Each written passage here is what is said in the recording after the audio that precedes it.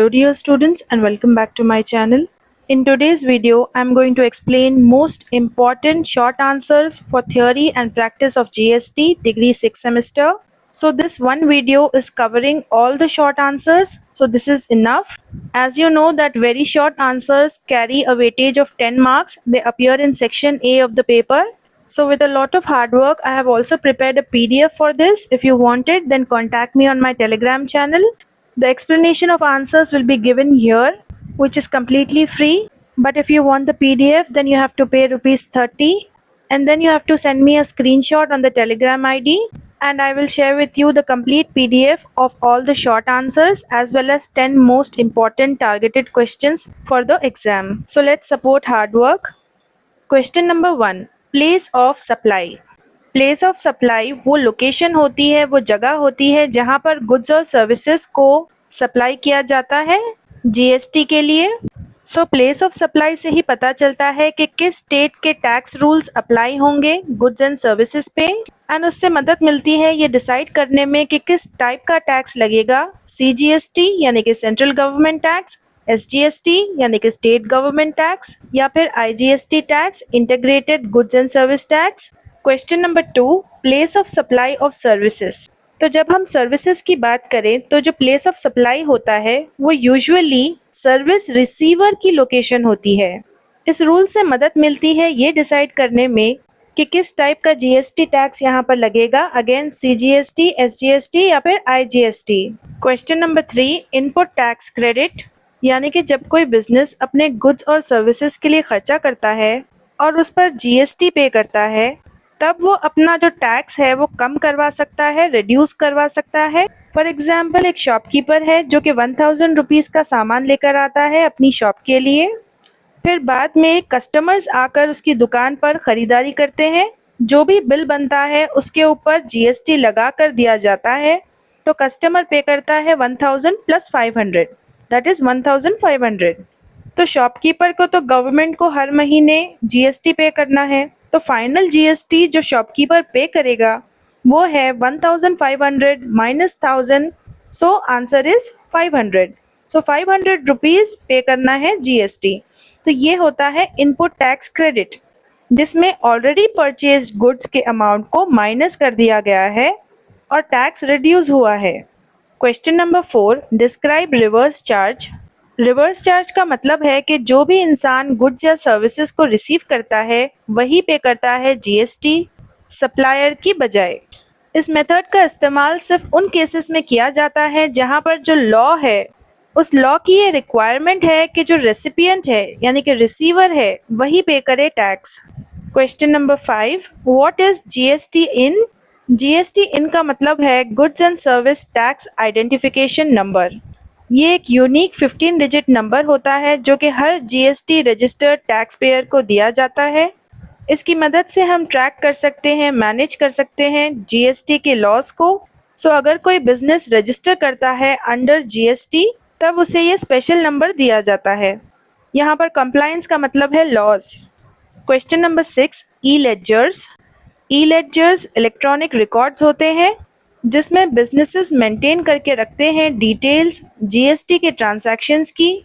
In record से मदद मिलती है कि आप प्रॉपर अकाउंटिंग कर सको, रिकन्सिलिएशन कर सको यानी कि चेक कर सको कि कितने सेल्स हुए थे, कितने परचेजेस हुए थे, और अकाउंटिंग ट्रांजैक्शंस को मैच और कंपेयर करके देखा जाता है। और इसकी मदद से सही तरीके से आप फाइल कर सकते हो जीएसटी रिटर्न्स, यानी कि हर महीने जो आपको अपने बिजनेस से रिलेटेड डॉक्यूमेंट्स को सबमिट करना है। Question number 7, GST council. GST council एक रेगुलेटिंग बॉडी होती है, यानी कि ये जो काउंसिल होती है वो डिसाइड करती है जीएसटी के रूल्स और रेट्स। इस काउंसिल में मेंबर्स होते हैं सेंट्रल गवर्नमेंट से और स्टेट गवर्नमेंट से भी, ताकि एक प्रॉपर टैक्स सिस्टम बना रहे पूरे देश में। Question number 8, GST duty registers. ये ड्यूटी रजिस्टर्स एक तरह के रिकॉर्ड्स होते हैं जो कि एक बिजनेस मेंटेन करता है, जिसमें जीएसटी के लाइबिलिटीज के बारे में यानी कि कितना टैक्स पे करना है उसके बारे में, और जितनी पेमेंट्स हैं और जितने क्रेडिट्स है ये सब लिखे जाते हैं। ये ड्यूटी रजिस्टर्स मेक श्योर करते हैं कि सारा टैक्स अमाउंट करेक्टली रिकॉर्डेड है और कंप्लायंस यानी कि रूल्स के अकॉर्डिंग हर चीज फॉलो की जाए। Question number 9, ERP. ईआरपी का मतलब है एंटरप्राइज रिसोर्स प्लानिंग। ये एक तरह का सिस्टम सॉफ्टवेयर होता है जिसकी मदद से आप बिजनेस प्रोसेसेस कर सकते हो, जैसे कि अकाउंटिंग, इन्वेंट्री और जीएसटी को अकॉर्डिंग रूल्स फॉलो कर सकते हो इन कंप्लायंस एक प्रॉपर सिस्टम में। Question number 10, features of GST. GST एक सिंगल टैक्स सिस्टम है गुड्स एंड सर्विसेज के ऊपर, जो कि रिप्लेस करता है सारे इनडायरेक्ट टैक्सेस को।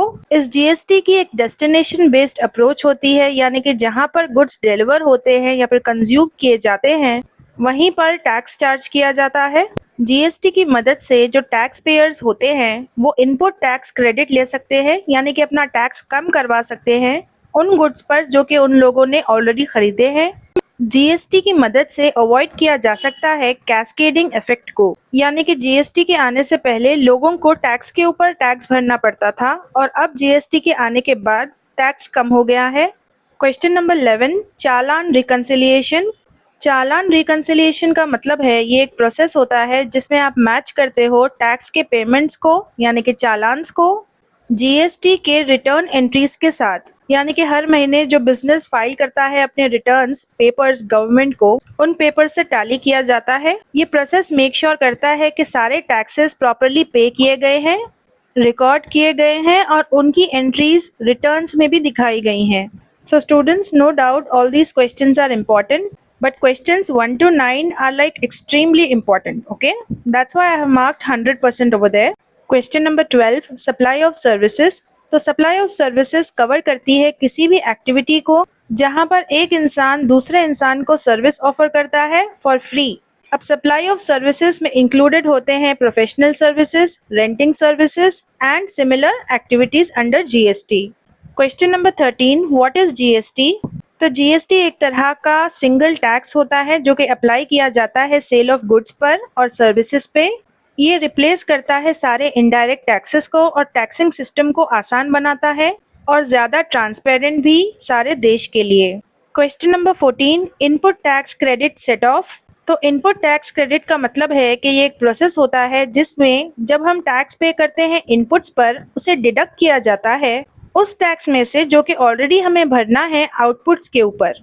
इससे कैस्केडिंग इफेक्ट नहीं होता, यानी कि टैक्स के ऊपर टैक्स नहीं भरना पड़ता और जितना भी टैक्स का कर्जा है वो कम होता है, यानी कि टैक्स लायबिलिटी रिड्यूस होती है। Question number 15, structure of GST. अब जो स्ट्रक्चर होता है जीएसटी का उसे कुछ हिस्सों में डिवाइड किया जाता है, जैसे कि सीजीएसटी, एसजीएसटी और आईजीएसटी। सीजीएसटी यानी कि सेंट्रल गवर्नमेंट टैक्स, एसजीएसटी यानी कि स्टेट गवर्नमेंट टैक्स और आईजीएसटी यानी कि integrated goods and service tax. So इस तरह के टैक्स स्ट्रक्चर की मदद से हम जो भी टैक्स की इनकम आती है यानी कि रेवेन्यू आती है उसे शेयर कर पाते हैं सेंट्रल गवर्नमेंट और स्टेट गवर्नमेंट्स के बीच। Question number 16, timeline for payment of GST taxes. So जितने भी जीएसटी के टैक्सेस है उन्हें पे करना ज़रूरी होता है एक ड्यू डेट तक। ये वही डेट होती है जो कि टैक्स अथॉरिटीज सेट करते हैं कि इस टाइम तक पेमेंट हो जानी चाहिए। सो बेसिकली जितने भी टैक्स के पेमेंट्स होते हैं उन्हें मंथली पे किया जाता है और लेट पेमेंट्स की वजह से इंटरेस्ट और फाइन देना पड़ता है। Question number 17, SEZ sales. SEZ sales कहते हैं ट्रांजैक्शंस को। एक स्पेशल एरिया होता है जिसे स्पेशल इकोनॉमिक जोन कहते हैं। तो कंपनीज जब इन एरियाज में बिजनेस करती है तब उन्हें टैक्स के बेनिफिट्स मिलते हैं ताकि वो ज़्यादा बिजनेस कर सके, खास तौर से एक्सपोर्ट का बिजनेस यानी कि इंडिया से गुड्स बाहर भेजने का बिजनेस। सो इन्हें मोस्टली 0% टैक्स का बेनिफिट मिलता है अगर सारे कंडीशंस को मीट किया जाए तब। Question number 18, difference between direct and indirect taxes. Direct taxes वो होते हैं जो कि इंडिविजुअल्स या फिर बिजनेसेस गवर्नमेंट को डायरेक्टली पे करते हैं, जैसे कि इनकम टैक्स, और इनडायरेक्ट टैक्सेस होते हैं जैसे कि जीएसटी जिन्हें लेवी किया जाता है यानी कि चार्ज किया जाता है गुड्स और सर्विसेज पर जो कि कंज्यूमर्स पे करते हैं जब वो इन गुड्स की खरीदारी करते हैं। It is a part of their purchase price. Question number 19, composite supply. Composite supply एक सिंगल सप्लाई होता है दो या फिर दो से ज़्यादा गुड्स या सर्विसेज के लिए। जिन्हें नेचुरली एज अ कॉम्बिनेशन बेचा जाता है। जैसे कि जब आप किसी भी रेस्टोरेंट में जाते हो तब आपको एक बर्गर के साथ एक ड्रिंक फ्री मिलती है, ये होता है कॉम्पोजिट सप्लाई। एक चीज के साथ दूसरी चीज भी बेची जाती है as a combined meal.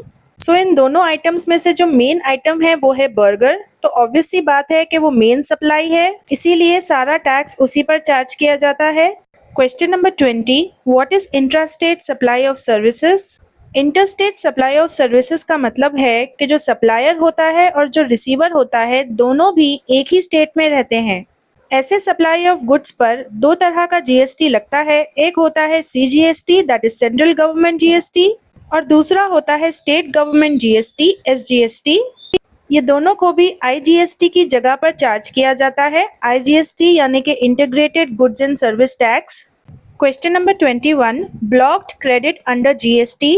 Blocked credit under GST का मतलब है कि कुछ खर्चे ऐसे होते हैं जिन पर tax payer input tax credit को क्लेम नहीं कर सकता, यानी कि वो अपने टैक्स को कम नहीं करवा सकता और उसे टैक्स के ऊपर टैक्स ही भरना पड़ता है।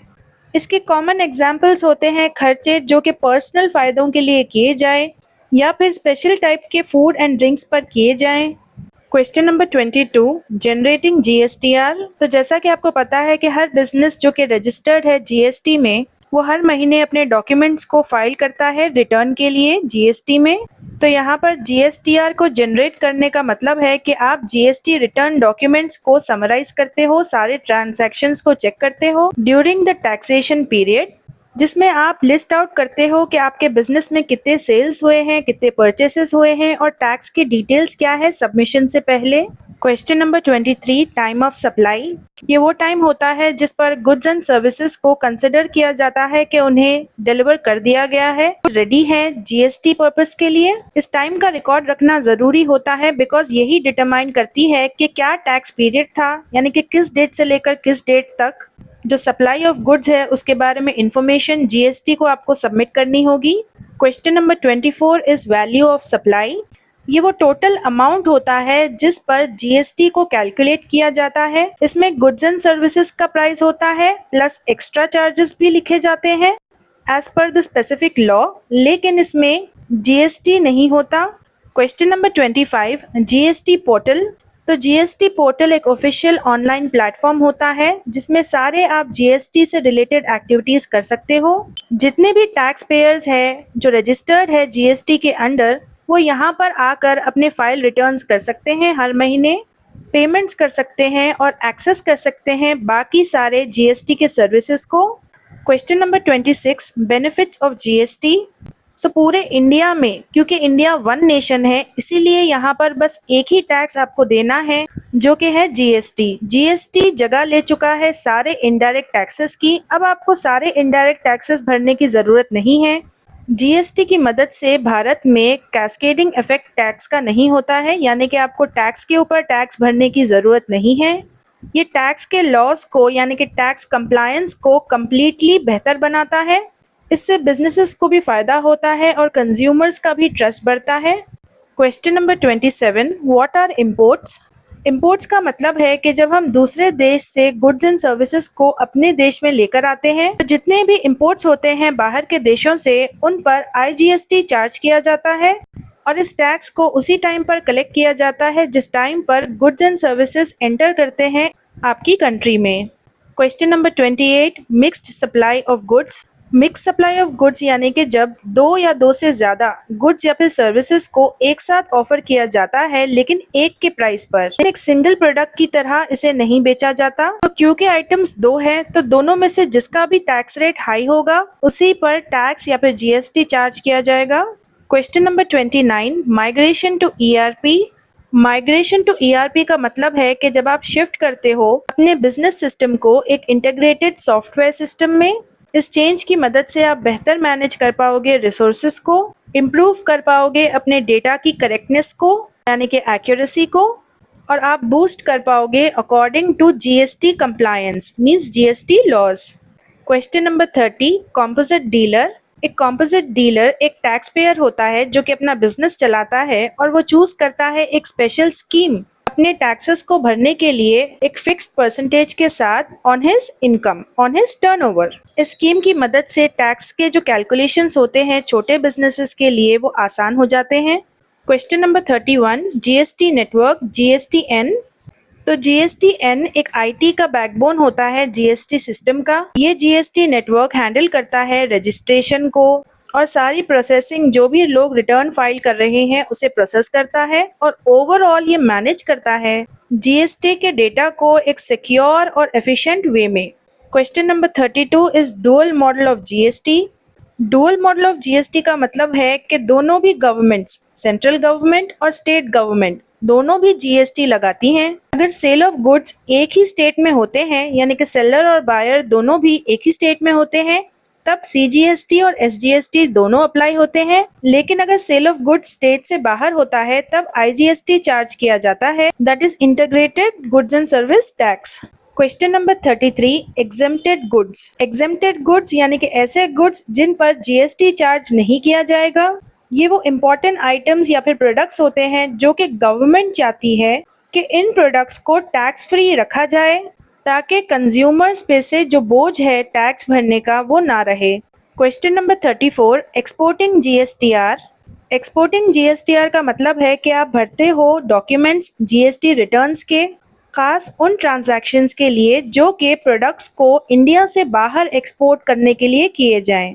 ये प्रोसेस इंश्योर करता है कि जब हम सेल ऑफ गुड्स करते हैं इंडिया से बाहर, जिन पे अक्सर जीरो रेट होता है चार्ज का, उन्हें भी प्रॉपरली जीएसटी फाइल करते वक्त रिकॉर्ड किया जाए।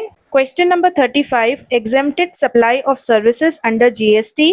तो एग्जेम्प्टेड सप्लाई ऑफ सर्विसेज ऐसी सर्विसेज होती हैं जिनके बारे में गवर्नमेंट ने ये डिसाइड किया है कि इन्हें टैक्स फ्री रखा जाएगा, यानी कि इनके ऊपर टैक्स चार्ज नहीं किया जाएगा। For example health care service या फिर एजुकेशनल सर्विसेज। ओके, इन्हें अफोर्डेबल बना दिया गया है, यानी कि आम आदमी भी इन सर्विसेज को ले सकता है।